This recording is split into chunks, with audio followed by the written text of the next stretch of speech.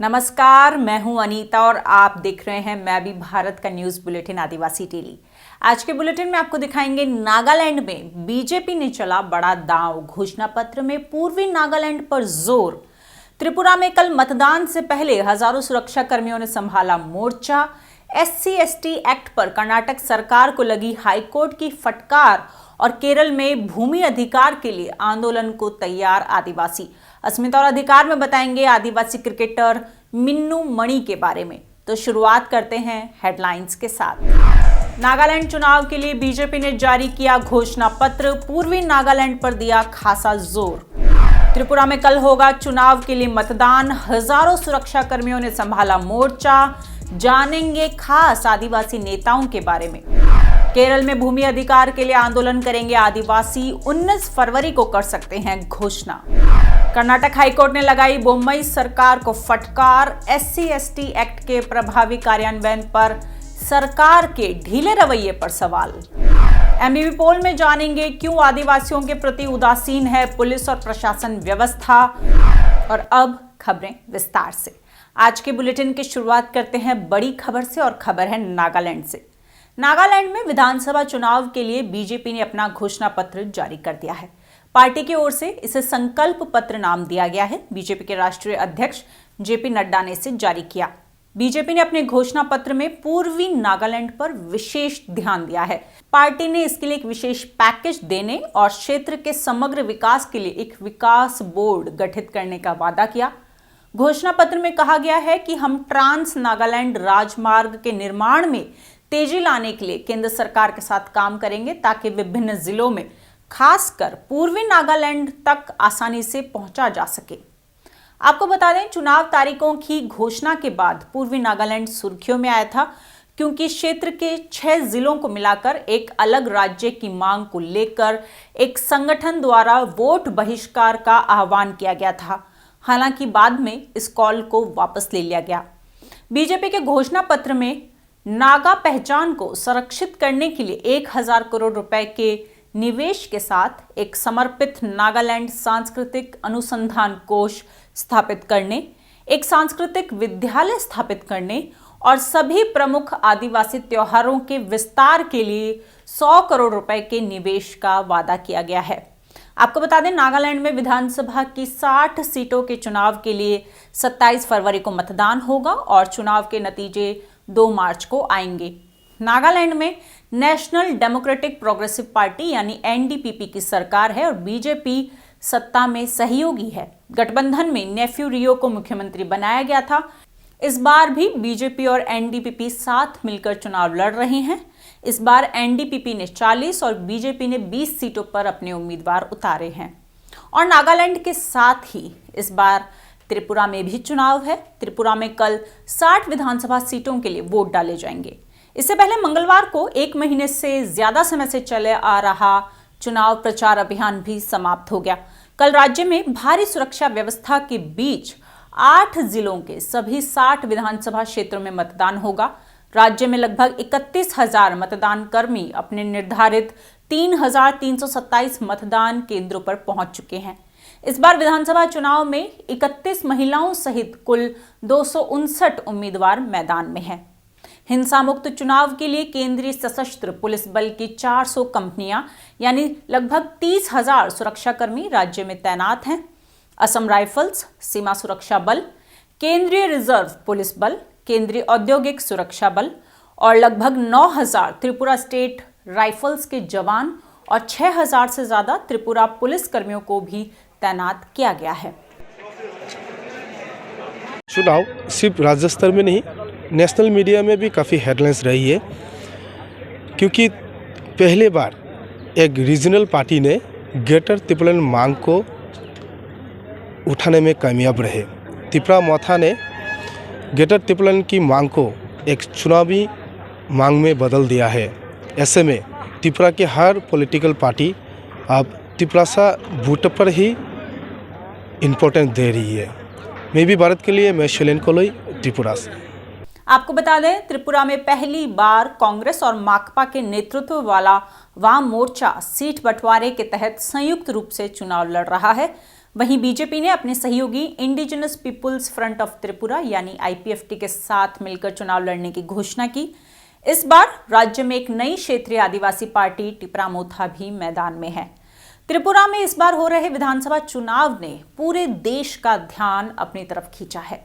राज्य की 60 विधानसभा सीटों में से 20 सीटें अनुसूचित जनजाति के लिए आरक्षित हैं। राज्य में 19 जनजातीय समूह हैं और जिनकी आबादी कुल जनसंख्या का 36% है। ऐसे में इस बार के चुनाव में सभी पार्टियों ने आदिवासियों को साधने पर काफी जोर दिया है। तो आज आपको बताएंगे त्रिपुरा के कुछ खास आदिवासी उम्मीदवारों के बारे में जो इस चुनाव में काफी चर्चा में हैं। सबकी नजरें इन पर टिकी हुई हैं। इस बार के चुनाव में सबसे ज्यादा यानी 55 उम्मीदवार बीजेपी ने मैदान में उतारे हैं। इनमें से 10 आदिवासी नेता हैं। वहीं सीपीआईएम के 43 उम्मीदवारों में से 14 आदिवासी नेता मैदान में हैं। टिपरामोथा की बात करें तो पार्टी ने 42 उम्मीदवार उतारे हैं। इनमें से 25 आदिवासी हैं। वहीं आईपीएफटी की तरफ से सभी 6 आदिवासी उम्मीदवार हैं और 18 आदिवासी उम्मीदवार निर्दलीय के तौर पर मैदान में हैं। अब आपको बताते हैं आदिवासी प्रत्याशियों के बारे में। सबसे पहले बात करते हैं टिपरामोथा की।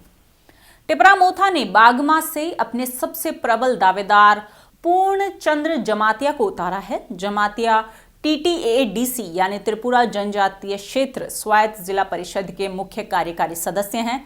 त्रिपुरा की बागमा विधानसभा सीट बेहद ही अहम सीटों में मानी जाती है। 2018 में इस सीट पर बीजेपी ने अपनी जीत दर्ज की थी। टिपरामोथा ने आशाराम बाड़ी सीट पर भी मजबूत दावेदारी पेश की है।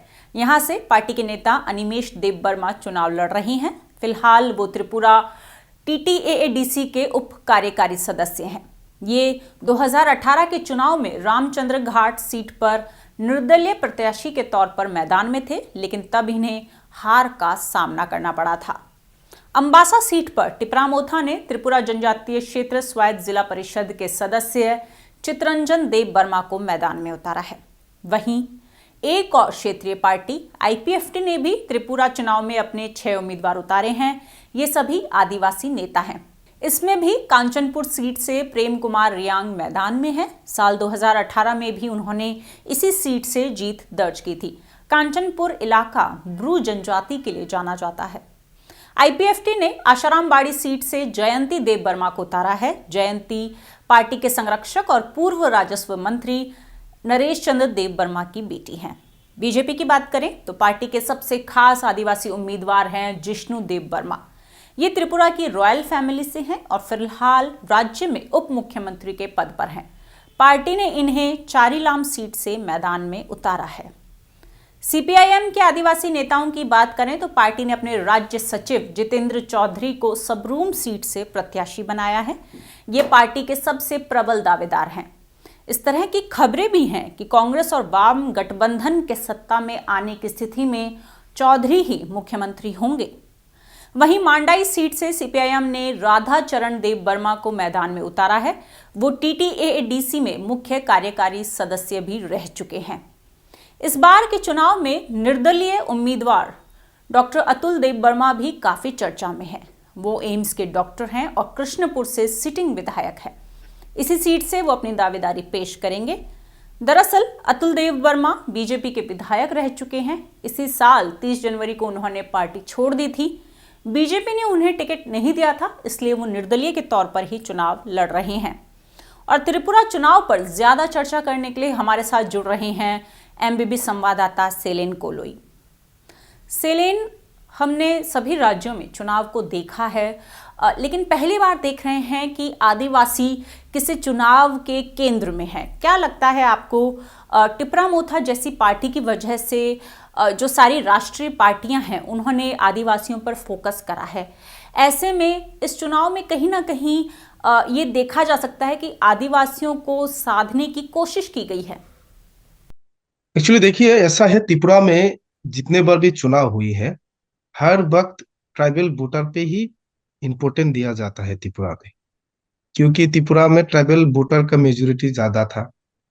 तो और एक बात है कि 2009 से आईपीएफटी पहले एक रीजनल पार्टी था। 2009 में आईपीएफटी ने त्रिपुरा लैंड मतलब एडीसी जो एरिया है उनका अलग स्टेट बना के यहाँ का जो जनजाति लोग, तिपरासा लोग जो डिप्राइव हो रहा है, कहीं ना कहीं जो मांगे, जो जो हर दिन लगता है तिपरासा के लिए, जो मांगे वो नहीं मिल रहा है, इसलिए अलग से तिपरा लैंड बना के तिपरासा लोगों को एक जगह ले जाए।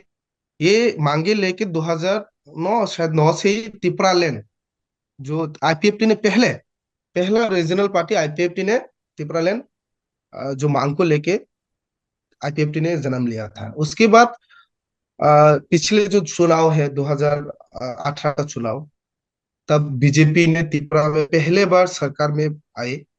उसके वजह है साथ में आईपीएफटी थे, इसलिए क्योंकि आईपीएफटी ने त्रिपुरा लैंड जो अलग से स्टेट, जो त्रिपुरा लैंड मांगे को लेके पूरे तिपरासा, जो यहाँ का पूरा तिपरासा सब इकट्ठा होकर आईपीएफटी को विश्वास करने लगा, क्योंकि तिपरासा पहले से यहाँ पर बहुत प्रॉब्लम में थे।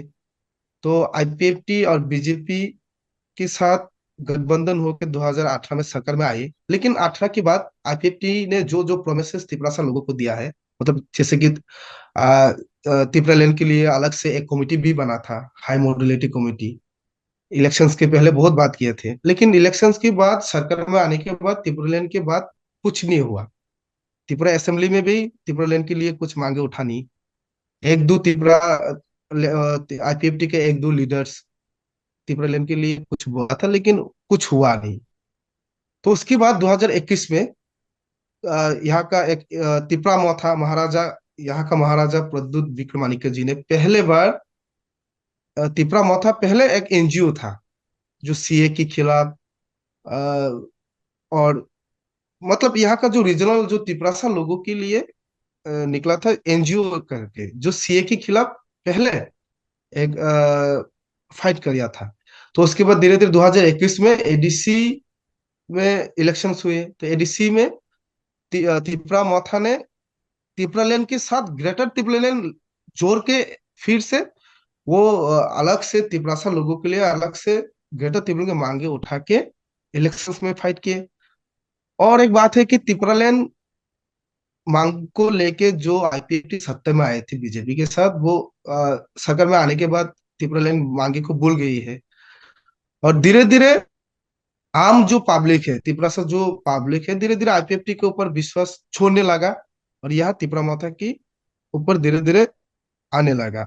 और दूसरी बात यह है कि आईपीएफटी के जो भी लीडर्स है, जैसे कि सिटिंग एमएलए भी थे, एमएलए भी आईपीएफटी छोड़ छोड़ के त्रिपुरा माथा में आने लगा। तो उसकी वजह से जो यहाँ का जो लोकल पब्लिक है, जो त्रिपुरा लोग है, वो पूरा त्रिपुरा माथा के ऊपर ही विश्वास है। सेलेन, इस बार चुनाव में दो रीजनल आदिवासी पार्टियां हैं, एक तरफ है टिपरा मोथा और एक तरफ है आईपीएफटी। आईपीएफटी बीजेपी के साथ गठबंधन में है और अनुसूचित जनजाति के लिए राज्य में 20 सीटें आरक्षित है और उन पर सभी पर पार्टियों ने आदिवासी उम्मीदवार उतारे हैं। तो क्या इस बार के चुनाव में वोटर्स पार्टी को इंपॉर्टेंस देंगे या उम्मीदवार को? देखिए, एक छोटा सा रीजनल पार्टी जो एक दो मतलब क्या बोले, एक साल में अगर एडीसी में पावर में आए तो कुछ ना कुछ वजह तो होगा। वो देखा जाए तो जो त्रिपुरा माथा का जो लीडर है, जो चेयरमैन है, जो यहाँ का खुद महाराजा, वो जो लोगों को कमेंटमेंट देते हैं आज तक वो करते रहता है। और एक बात है कि जो 2000 अगले जो चुनाव है, कल चुनाव होने वाला है, लेकिन इलेक्शंस के पहले त्रिपुरा माथा के साथ बहुत सारे पार्टी ने अलायंस करने के लिए महाराजा के साथ जुड़े हैं। लेकिन महाराजा पहले से बोल के रखा था कि अगर मुझे राइटिंग में कुछ नहीं मिला तो मैं किसी के साथ गठबंधन नहीं रहूंगा। मतलब फाइनली क्या हुआ, महाराजा को किसी ने राइटिंग में कुछ नहीं दिया तो अकेले ही चुनाव में लड़ा। तो महाराजा, यही लोग समझते हैं कि महाराजा जो भी बोलते हैं वो करते हैं, क्योंकि राइटिंग में अभी तक कुछ नहीं मिला तो अकेला ही पहले बार त्रिपुरा में एक रीजनल पार्टी 42 सीटों में लड़ाई कर रहा है। और एक बात है कि लीडरशिप के बारे में बात किए तो त्रिपुरा माथा का जो जो कैंडिडेट्स 20 सीटों में दिया है, हम गांव में जाते हैं, जो 20 सीट है एसटी सीट, सभी सीटों में जाके पब्लिक के साथ भी बात किया है। एक तो है त्रिपुरा माथा का जो जो कैंडिडेट इस बार चुनाव में लड़ रहा है, एक दो की बिना सब कैंडिडेट का चेहरा ही नया है। बस एक दो ही कैंडिडेट जो हाई मतलब हाई नेता है, प्रोफाइल। जैसे कि एडीसी का सीएम है, एक ईएम है, डिप्टी सीएम है, उनको छोड़ के बाकी जो 20 सीटों में कैंडिडेट डाला है महाराजा ने, वो सब नया और यूथ है। मतलब यहाँ का जो पब्लिक है, कैंडिडेट को देख के नहीं, महाराजा की तरफ देख के ही वोट देने के लिए सोच रहा है। हम लोग बात करते हैं तो अगर वोटिंग डिवाइड के बारे में बात करें तो शायद यहाँ का जो 20 सीटों में जो तिपरासा लोग है, शायद सिंबल और एक पार्टी को देख के ही वोट डालेंगे। और अब त्रिपुरा से चलते हैं केरल। भूमिहीन आदिवासी परिवार केरल में एक और भूमि संघर्ष की शुरुआत कर सकते हैं। आदिवासी गोत्र महासभा सभी परिवारों के लिए भूमि की मांग करते हुए आंदोलन की योजना बना रही है। खबरों के मुताबिक 19 फरवरी को ये लोग सरकार के खिलाफ आंदोलन की घोषणा करेंगे। आदिवासियों का कहना है कि सरकार 2014 में मुथांगा पैकेज की घोषणा करने पर सहमत हुई थी। लगभग 280 परिवारों की पहचान की गई थी, लेकिन केवल 180 को ही भूमि अधिकार मिला है। उन्होंने कहा, हमें दूसरे दर्जे के नागरिकों के रूप में माना जाता है। हम जमीन पर खेती कर सकते हैं और उपज इकट्ठा कर सकते हैं। फसल के नुकसान या शिक्षा ऋण के मुआवजे का लाभ उठाने के लिए हमें भूमि कर रसीद पेश करनी होगी, लेकिन हमारे पास कोई टाइटल डीड यानी कि भूमि संपत्ति के स्वामित्व का दस्तावेज नहीं है। ऐसे में हम भूमि कर का भुगतान नहीं कर सकते हैं। हालांकि केरल के SC/ST कल्याण मंत्री के राधाकृष्णन ने दावा किया कि वन अधिकार अधिनियम के तहत सरकार ने 27,630 आदिवासी परिवारों को 36,578.60 एकड़ भूमि प्रदान की है। उन्होंने कहा, राज्य सरकार भूमि आवंटन प्रक्रिया में तेजी लाएगी। इसके साथ ही हम गुणवत्तापूर्ण शिक्षा और रोजगार के जरिए आदिवासी समुदाय को मुख्य धारा से जोड़ने को प्राथमिकता दे रहे हैं। और अब चलते हैं कर्नाटक हाईकोर्ट ने राज्य की बसवराज बोम्मई सरकार को फटकार लगाई है। हाईकोर्ट ने मंगलवार को SC/ST के प्रावधानों के प्रभावी कार्यान्वयन की निगरानी के लिए निगरानी समिति की बैठक नहीं करने को लेकर ये फटकार लगाई। दरअसल जनजाति अत्याचार निवारण अधिनियम 1989 के नियम 16 के मुताबिक 1 वर्ष में कम से कम 2 बैठकें होनी चाहिए, जिनकी अध्यक्षता खुद मुख्यमंत्री करते हैं। आपको बता दें, हाईकोर्ट परिशिष्ट जाति पंगा दगला मेला विचारने मुथु बालवर्धन संघ और अधिवक्ता S उमापति द्वारा दायर 2 जनहित याचिकाओं पर सुनवाई कर रहा था, जिसके दौरान अदालत ने सरकार की खिंचाई की। सुनवाई के दौरान कोर्ट ने कहा, जब अधिनियम कहता है कि 1 कैलेंडर वर्ष में कम से कम 2 वैधानिक बैठकें होनी चाहिए, तो राज्य सरकार मूक दर्शक नहीं बन सकती है।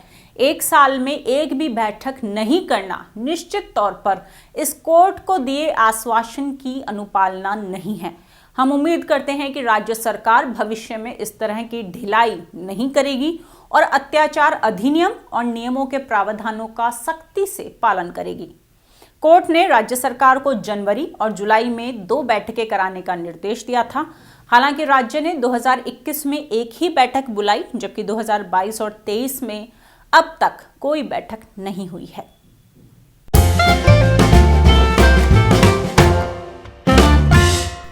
अपने दूसरे सेगमेंट MBB पोल में आज हमने मैं भी भारत के YouTube चैनल पर आपसे एक सवाल किया था। वो सवाल था, केरल के कोझिकोड में एक आदिवासी शख्स की मौत ने कई सवाल खड़े कर दिए हैं। पुलिस ने इसे आत्महत्या करार दिया तो शख्स के घर वालों ने भीड़ के शिकार की बात कही। अब इस मामले में राष्ट्रीय अनुसूचित जनजाति आयोग ने पुलिस की रिपोर्ट को खारिज कर दिया। क्या पुलिस और प्रशासन आदिवासियों के प्रति होने वाले अत्याचार पर कठोर रुख अपनाएगी? क्या ये व्यवस्था आदिवासियों को इंसाफ दिलाने के लिए संवेदनशील होगी? इस सवाल के जवाब में सबसे ज्यादा यानी 50% लोगों ने माना कि पुलिस और प्रशासन की कार्रवाई से आदिवासियों को इंसाफ मिलेगा।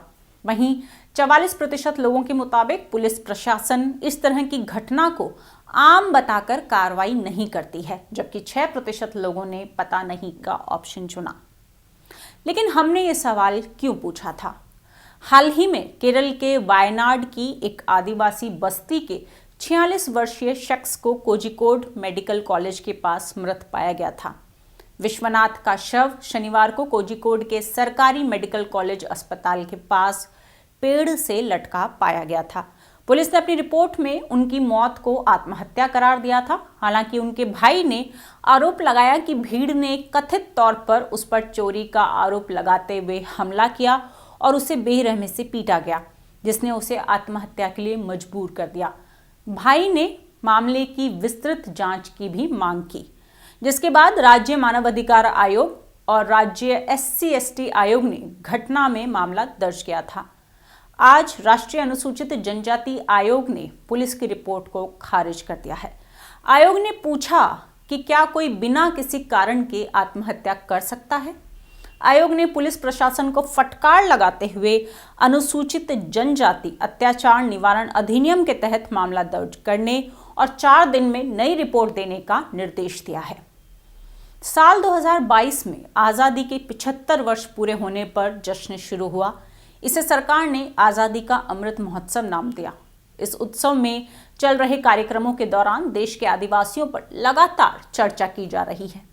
साल 2022 में आदिवासियों के खिलाफ अत्याचार के मामलों में कमी आई होगी, ऐसी उम्मीद की जा सकती है। लेकिन साल 2019 से लेकर 2021 तक के जो आंकड़े हैं वो चिंताजनक हैं। आंकड़ों के मुताबिक देश में आदिवासियों पर अत्याचार बढ़ा है और ये सिर्फ केरल तक सीमित नहीं है। हम लगातार अलग अलग राज्यों से इस तरह की खबरें देखते हैं। NCRB के मुताबिक साल 2019 में आदिवासी अत्याचार के कुल 7,570 मामले दर्ज किए गए थे, जो 2020 में बढ़कर 8,272 हो गए और साल 2021 में ये मामले 8,802 हो गए। आदिवासियों के खिलाफ अत्याचार को रोकने के लिए देश में कड़े कानून मौजूद हैं, लेकिन इन कानूनों का भय लोगों के मन में नहीं है। इसकी एक वजह है कि अदालतों का भारी खर्च उठाना आदिवासियों के बस की बात नहीं है। साथ ही आदिवासियों पर जुल्म करने वाले अभियुक्त को सजा नहीं हो पाती है, इसलिए इस तरह के अपराध से लोग झिझकते नहीं हैं। इसके अलावा पुलिस प्रशासन और न्याय व्यवस्था भी आदिवासी मसलों के प्रति बहुत संवेदनशील नहीं है। साल 2021 में ही सुप्रीम कोर्ट ने एक मामले पर सुनवाई करते हुए कहा था कि अनुसूचित जाति और अनुसूचित जनजाति के सदस्यों के खिलाफ अत्याचार अतीत की बात नहीं है, ये आज भी हमारे समाज में एक वास्तविकता बनी हुई है। इसलिए इनके संवैधानिक अधिकारों की रक्षा के लिए कानून के प्रावधानों का सतर्कतापूर्वक अनुपालन किया जाना चाहिए और ईमानदारी से उन्हें लागू किया जाना चाहिए। लेकिन उसके बावजूद आज भी पुलिस और न्याय व्यवस्था की उदासीनता के चलते आदिवासियों पर अत्याचार की खबरें लगातार आती रहती हैं।